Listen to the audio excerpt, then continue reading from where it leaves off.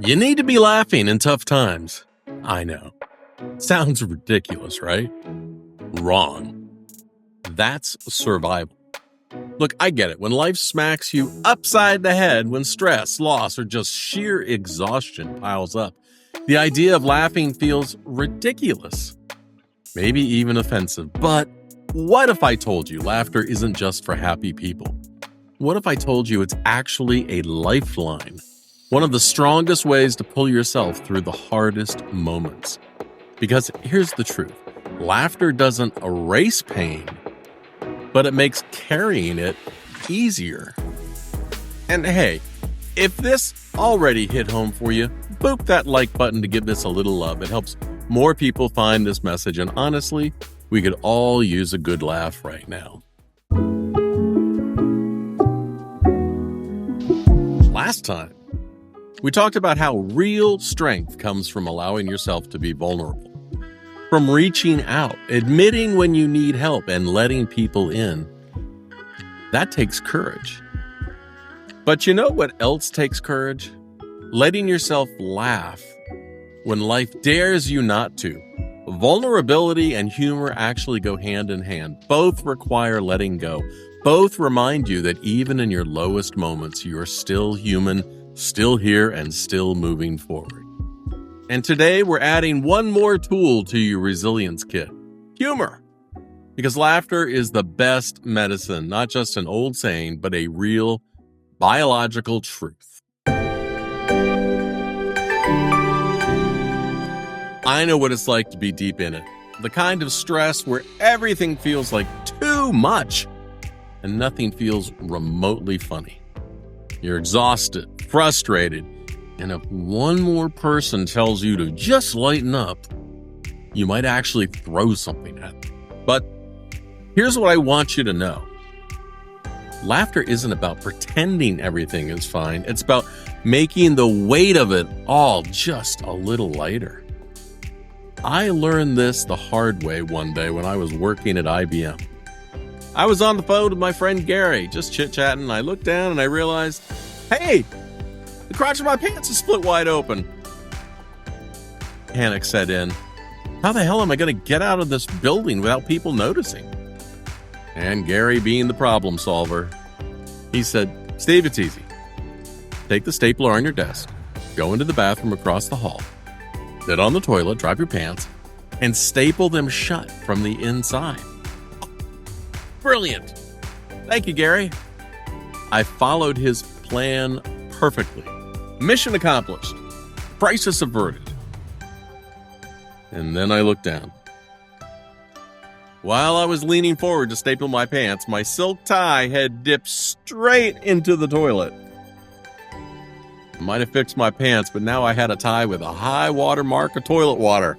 And at that point, all I could do was laugh out loud. I mean, a belly laugh, because that's when I realized sometimes life writes the joke for you. You just have to be willing to laugh at it. You know how when your phone glitches or locks up, the first thing you do is reboot it, you turn it off, and then you turn it back on? Well, laughter does the same thing for your brain. What does laughter do for your body?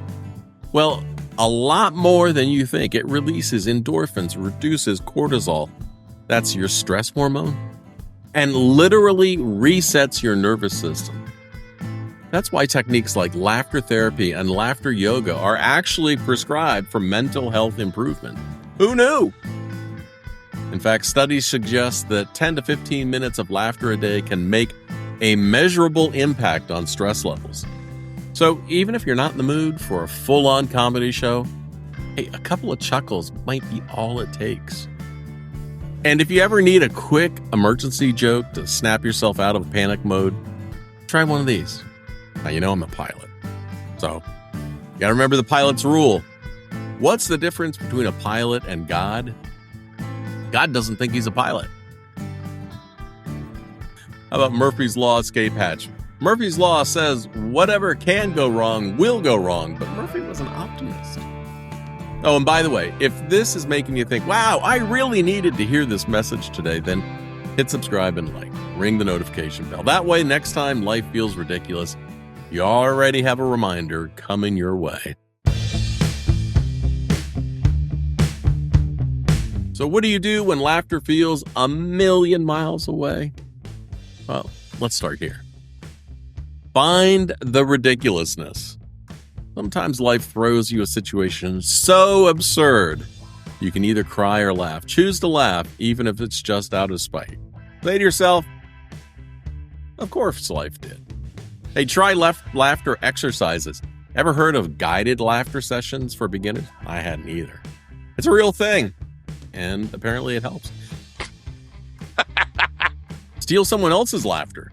If your own feels impossible, borrow some. Watch the best comedy genres to boost moods. Scroll through a feed of babies belly laughing. YouTube is full of hilarious videos. You can do it! You can laugh even if it's fake. I know. It sounds stupid. But science backs me up. Fake laughter actually tricks your brain into feeling better. So go ahead, give it a shot. Force out a chuckle, even if it starts as a sarcastic ha ha ha. And if none of that works, try my emergency dad joke. Why don't skeletons fight each other? They don't have the guts. Now, no one's saying you have to be laughing all the time. You're allowed to feel what you feel. But don't let life convince you that laughter isn't for you. Even when things are hard, especially when things are hard. Laughter is a way of saying, hey, I'm still here.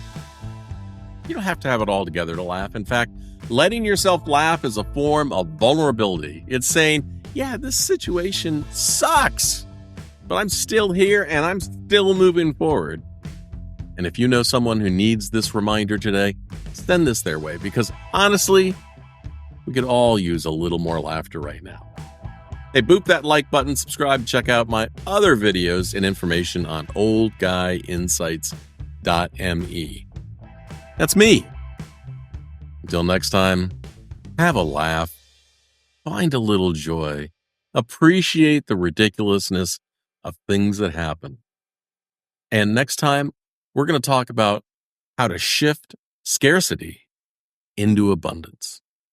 Stay awesome. See ya.